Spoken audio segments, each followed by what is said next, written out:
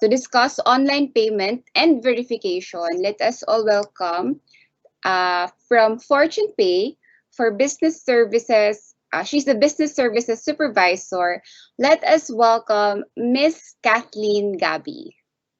Hi, thank you, Miss Pat. Thank you, Attorney Sherwin. Thank you so much.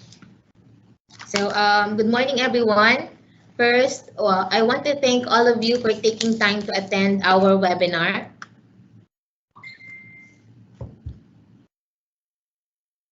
Also, I would like to acknowledge the presence of my dear colleagues who are present here today.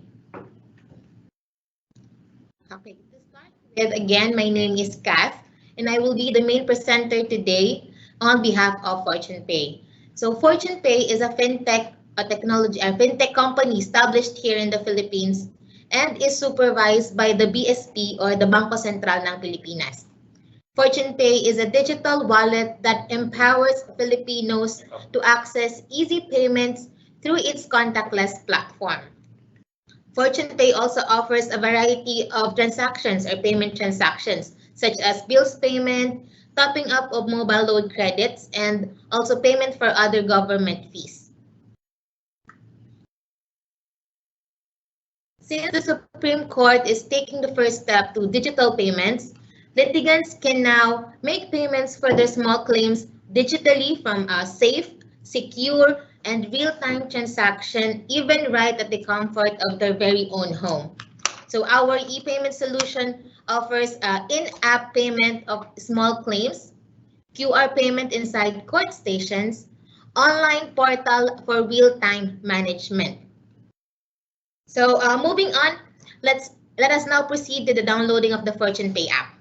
So all you have to do is scan the QR code showing on the screen for those na hindi pa po nakakapag-download ng Fortune Pay app. You can just simply scan po yung QR code sa screen para ma-download nyo na, and make sure that you have completely filled up all the necessary requirements for KYC purposes required by the Bangko Sentral.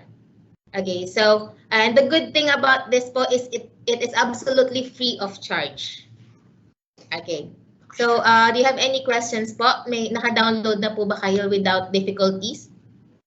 Okay po. So, again po, sa mga hindi pa nakaka-download, pwede nyo pong i-scan lang yung screen, yung QR code sa screen para ma-download, and then fill up all the necessary requirements, then click next para po ma-finish yung process. So, after that, currently we have more than 20,000 and still growing touch point for cash in and cash out nationwide. So some of the major cash in and cash out partners are shown in the screen. So for example, 7-Eleven. We also have online banking for BPI po. So for example po is 7-Eleven. You just have to, after logging into your Fortune Pay account, you just have to click the plus sign beside your wallet balance and then select 7-Eleven, enter the amount, and then that's the reference number. So you just have to screenshot and go to the 7-Eleven, nearest 7-Eleven outlet for the payment. So that's, ganun po siya kadali para mag-top up. So now, since you have sufficient balance na with on your Fortune Pay wallet, let's now proceed to the main discussion about online payment and verification. Okay, so once litigants receive the assessment form, they can now log in and process payment using their Fortune Pay account.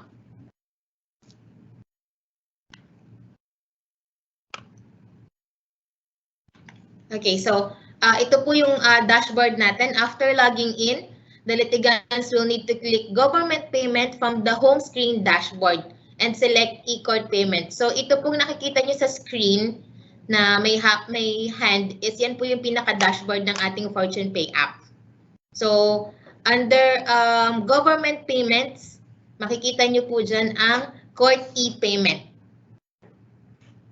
And then once you click the court e-payment, it will now populate a set of fields that is required to be filled out by the litigants. So the fields are as follows. So kailangan po nilang mag-select ng region first, as well as the court station, and also yung litigant's name. Yung pong ating Victims Compensation Fund is set by 5 pesos for conveniency of the litigants. And yung STF account naman po natin, yung STF fund, is pre-filled up po siya as 1,000 pesos, but ito po is editable. So, for the convenience of litigants, ang kailangan na lang po nilang i-fill up is yung rest ng mga legal fees pa. Okay, so they can also key in the case title po for the court references naman po. And also the assessment form number. Okay, so after that, manghihingi po siya ng transaction PIN. So you just have to confirm the details of the transaction. And then ilalagay niyo lang po yung inyong transaction PIN. And then just click next. And ito na po yung transaction successful screen. Meaning po, successful na yung payment na ginawa ni litigant or ni litigant. So just a reminder, please do not forget to screenshot. I-remind po natin yung mga litigants natin na i-screenshot yung transaction successful screen for their future references naman po or parang proof of payment nila. So instead of lining up for the queue at the bank to deposit at the 5 different bank account, which is very risky po kasi manual pa nilang isusulat yung mga bank account sa 5 bank account pa sa bangko. They can just do it in Fortune Pay app in just single click lang po. Lahat po na yun, hindi na sila pipila sa bangko. So sa bahay na lang sila pwedeng magbayad na. Lahat na po yun, mababayaran yung lahat ng legal fees. Okay po.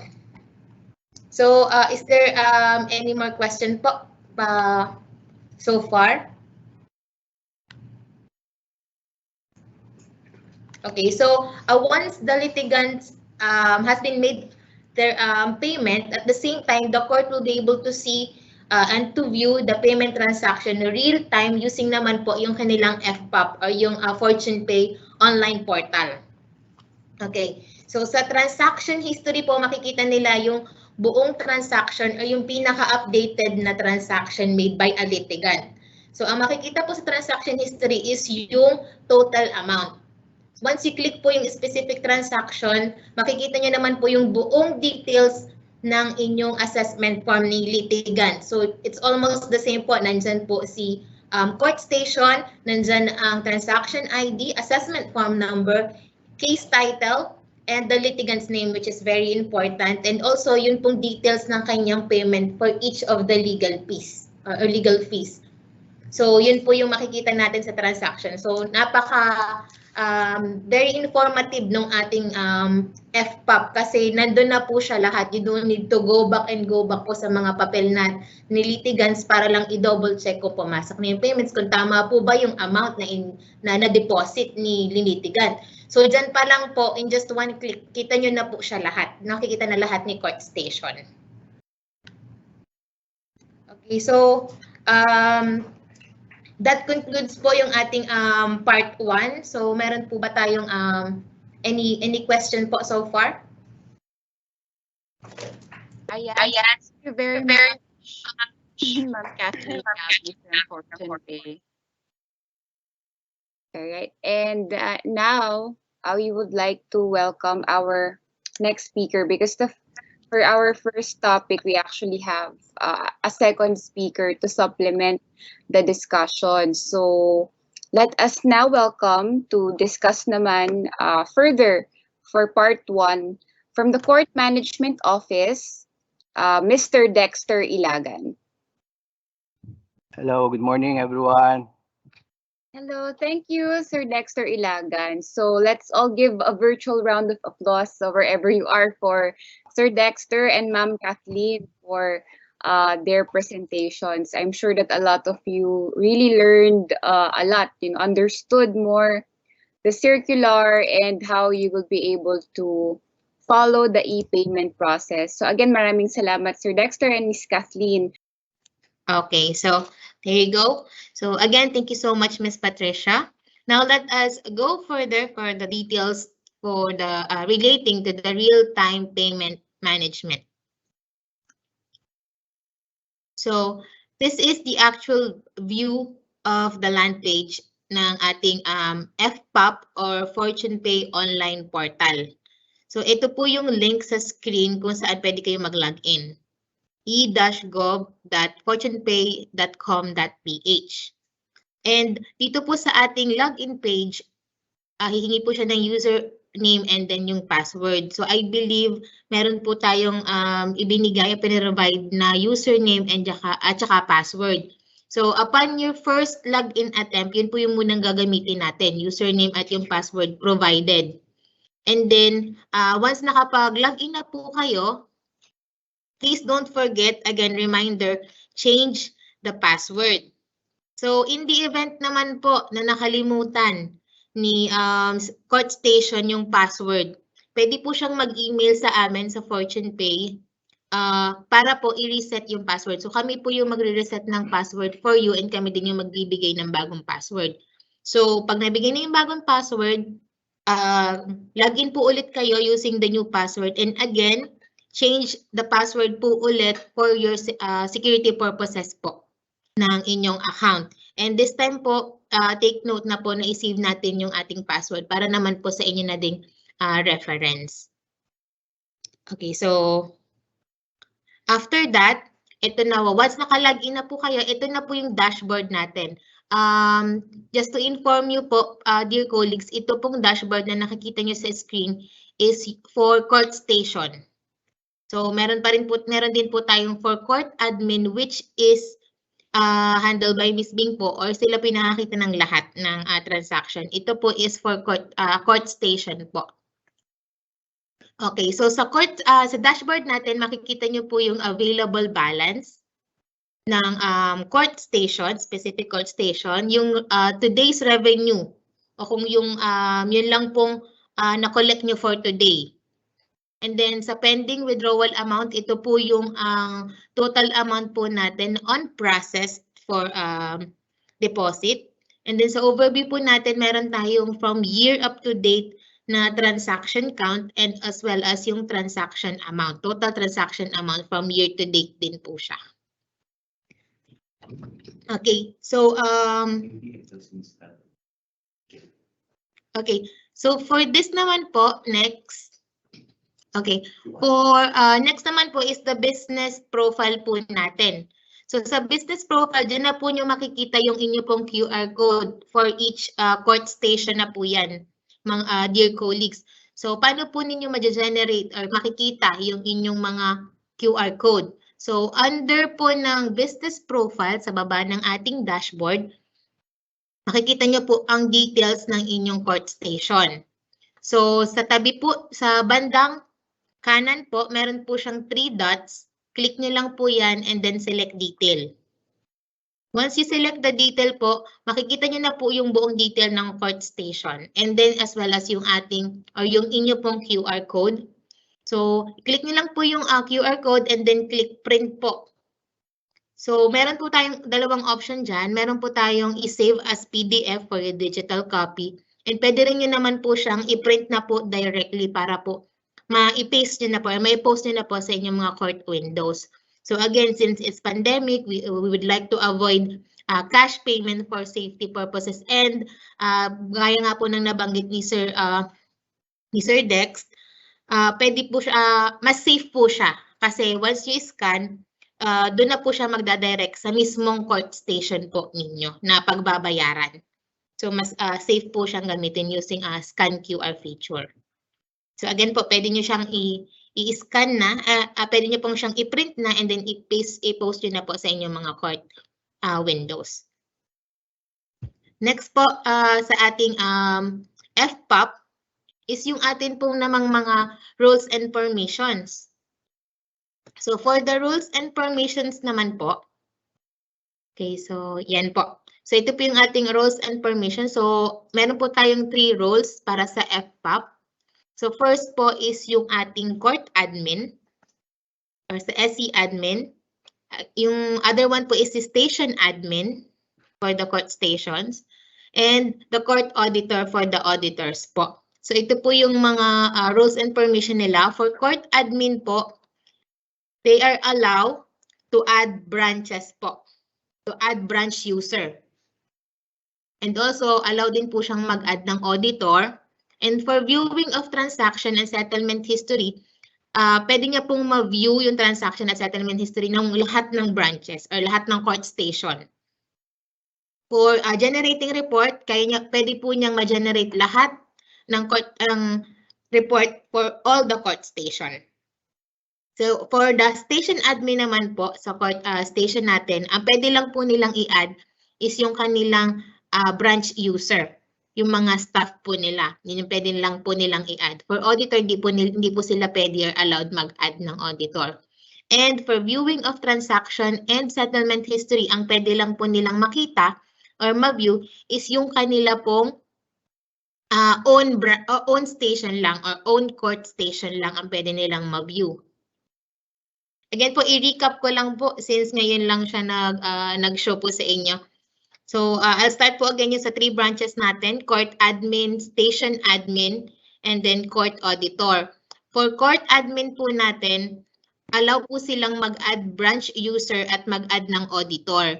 And for the viewing of transaction and settlement history naman po, allow po silang mag-view ng lahat po ng transaction ng inyong mga court station, lahat ng court station, as well as mag-generate po ng report ng lahat din po ng court station. Now, for the court station admin po, ang allow lang po nilang i-add is branch user o yung kanilang station staff, station user. Di po sila allow mag-add ng auditor. And for the viewing of transaction and settlement, ang mabuview lang po nilang transaction and settlement is yung kanila lang pong station. As well as yung report po, generating of report, yung kanila lang din pong court station ang ma-generate nila na report.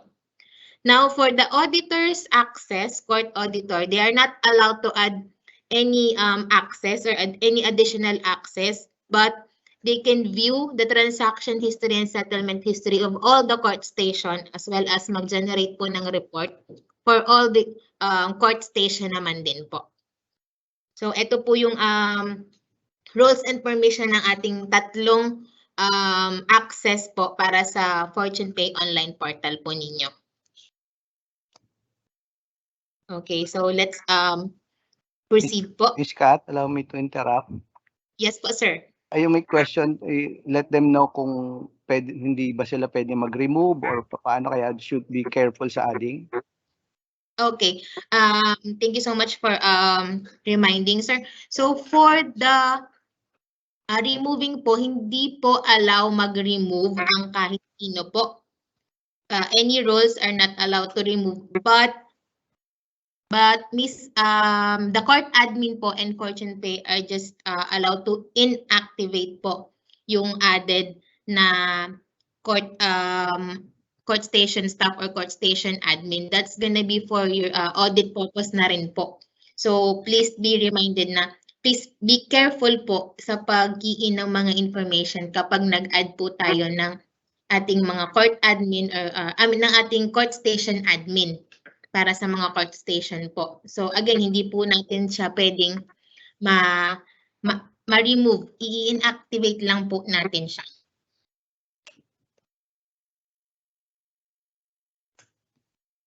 Okay na po, sir? Okay na, thank you. Thank you so much po. Okay, so moving forward naman po is, and ito na po yung ating transaction history or transaction list. I believe nakita nyo na po siya kanina dun sa part 1 natin. But let me elaborate po kung ano po yung benefits at ano pa yung maganda sa ating FPOP or sa ating Fortune Pay online portal. So again po, sa ating transaction history, makikita nyo na po dyan or you'll be able to view yung transaction real time po. So, kung hindi man siya mag-update real time, just refresh nyo lang po yung inyong portal and then mag-update na po siya kung ano yung pinaka-latest na payment na ginawa. And you will also be able to see the details po of the litigant's payment once you click the selected transaction. So, ibig sabihin po, yung nakikita po ninyo sa transaction history is total amount pa po yan. Total amount na po yan ng payment. So once you click po, again, lalabas po dyan yung almost the same or the same na nung ating assessment form. So nandyan po yung court station, nandyan yung transaction ID, assessment form number, which is very important, yung case title, nandyan din po, and yung litigant's name. And isa pa pong importante is yung details ng payment for each of the legal fees na binayaran ni litigant. So this will further improve the efficiency or yung atin pong save time sa transaction checking, which is also required on your audit and reconciliation. Okay, so and also this on this portal po, you can do transaction search po kasi meron tayo ditong search option via date range, and also via assessment form number. Anyway, let's proceed po. Again, this is the transaction history list po. Transaction history po natin sa FPOP. So again, as I mentioned po, once you click po yung specific transaction, makikita niyo yung breakdown ng ating or yung details, more detailed one ng specific transaction made by the litigant po. So again, nandyan po yung ating court station, lahat ng information po, which is very important po sa inyong audit and reconciliation. So again, yung nakikita po natin dito is pwede po tayong mag-search. For example po, may tumawag na litigant na nagbayad last month pa po. So pwede natin siyang i-search through transaction ID or assessment form number, and pwede din naman pong i-search siya by date range. So in that way po, mabilis po nating mababalikan yung record nung tumawag or may concerned litigant na nagpapacheck ng kanilang payment. So hindi na po natin kailangan mag-go back sa mga yung mga naka-file po natin dyan na assessment form. So dito pa lang po mache-check na natin or mado-double check na natin yung transaction na ginawa po. Kahit po anong date, basta po pasok siya dun sa ating transaction list. Kahit po sa pinaka very first transaction na ginawa under your court station. So pwede po siyang i-search po dyan. And also, ang maganda po dito is lahat po ng kailangan ninyo is in just one click lang po. So lahat ng kailangan yung i-check para i-double check naman po sa inyong bank recon, dito nyo na po siya and ma-generate nyo sa FPOP rin po. So hindi nyo na kailangang lumabas, hindi nyo na kailangang magbuklat ng kahit ano pa po ninyong file para po i-double check po sa inyong mga pagre-recon naman po. Okay, so let's proceed on the next slide.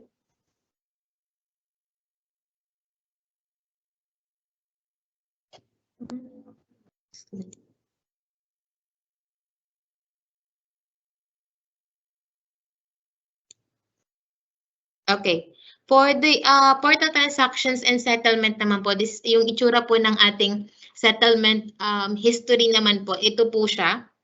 So showing on the screen is the transaction and settlement screen. So all transactions after 6 p.m. po, which is our cut-off time, will be processed for banking deposit to your respective land bank accounts. So that is on a daily basis.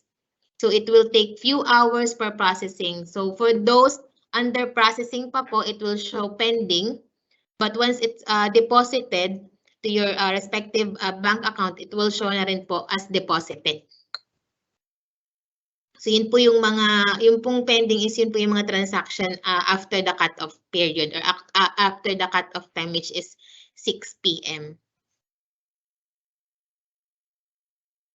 Okay, so next slide is as you can see po, meron tayong as I mentioned earlier, meron tayong export option para po sa inyo yan for reconciliation and audit purposes. You can also have the option. You have the option to export the transaction history into Excel format po. So pwede nyo po siyang i-date range kung ano lang pong date yung gusto ninyong i-export. And then just click export and magsisave na po siya as Excel format. So that's gonna be for your convenience na rin po for reconciliation and audit purposes. So parang hindi na po kayo mag-aantay maggagawa ng sarili niyong report, o hindi na po kayo mag-aantay sa kung sino para po makapag-generate ng report. So sa inyo pa lang po mismo, pwede niyo na siyang i-export yung mga details para kayo na mismo yung mag-check rin po. So parang napaka-convenient para po sa inyo kasi hawak ninyo po lahat ng access. Okay, so speaking of report, so this is the report format you will be receiving on a daily basis. So you'll be able to see the specific payment and details for each legal fees po successfully paid by the litigants. And this will also be the basis for the settlement amount receivables, which makes it easier for you also for your bank reconciliation purposes po. So, ito pong report nito, as you can see, detailed one po siya kasi nandito po yung specific amounts for each assessment form. And yung total po dito is double check ninyo po sa total amount deposited din po. So, yung report pa lang sa FPOP nyo na makikita. So, it's very saves a lot of time po. If the reports naman po is cannot be generated, it means po it's still under process.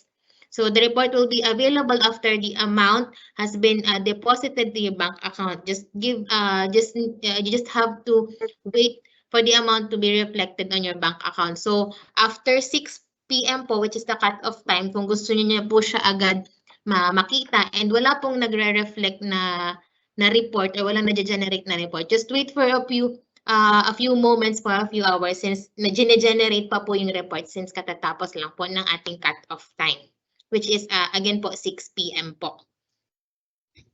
And you will also receive naman po a daily report from us, Fortune Pay, which will be sent to your email accounts every day po. That's gonna be on a daily basis then. Okay.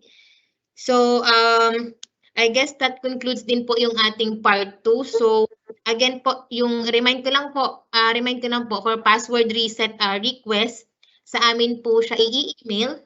Kindly email us.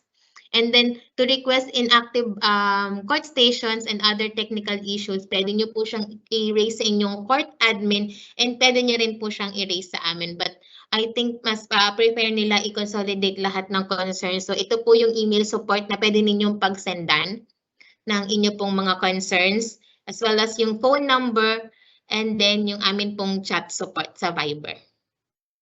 So thank you so much po, Miss Pat. Okay, thank you very much, Miss Kathleen Gabby from Fortune Pay. Ayan. So, yes, that concludes our topic 2, part 2, real-time payment management. So, I hope that through her discussion, you're able to familiarize yourselves with the Fortune Pay online portal, or what we easily call FPOP. So, I know you guys have a lot of questions. Send yun na lang sa Q&A, and later on sa open forum, we might be able to discuss majority of